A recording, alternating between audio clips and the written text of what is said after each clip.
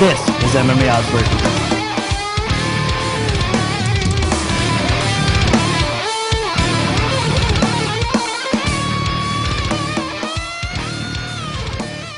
Okay, time to get started on today's Oddsbreaker segment. Let me quickly introduce both of our guests. First, the national UFC writer for BleacherReport.com, Mr. Jeremy Botter. Jeremy, welcome back to the show. Thanks for having me back, Nick. Also joining us today from MMAweekly.com and host of MMA Weekly Radio, Damon Martin. Damon, welcome back to the show. Thanks for having me. Okay, both of you guys being on the show before, you know how it works, but for those that don't, let's quickly explain.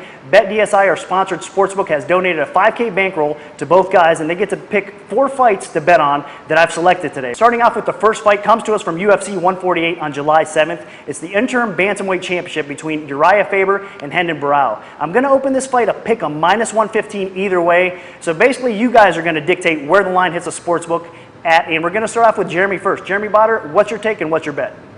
I really like this fight. I think it's very interesting, and I think that line that you're opening up is pretty much perfect. I think it's a pick'em. For me, I'm going with Urijah Faber, mostly because I don't believe Renan Barao has ever faced anybody as good as Urijah Faber. And, you know, there's a chance that Faber hasn't fought anybody quite as good as Barao. Barao's a very great fighter, right up there with the top in that division. But I'm going to go with Faber for the experience factor. Okay, so you are going to lay the slight juice that he has. It's a pick 'em fight, so juice both ways here. But Jeremy's going to go 575 to win 500 on Urijah Faber. Okay, let's throw it over to Damon Martin and see his take on this. Is it Urijah Faber or Renan Barao?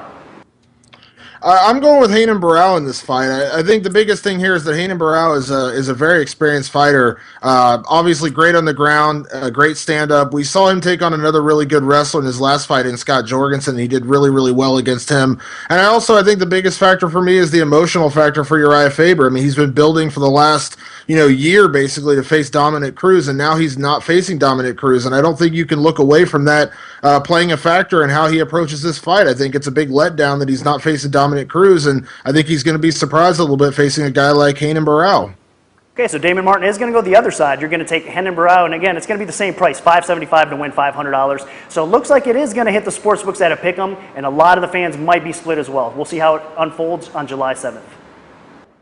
That's it for another episode of MMA Oddsbreakers. You can look for the lines that Nick broke right here on the show to start popping up at the sportbooks throughout this week.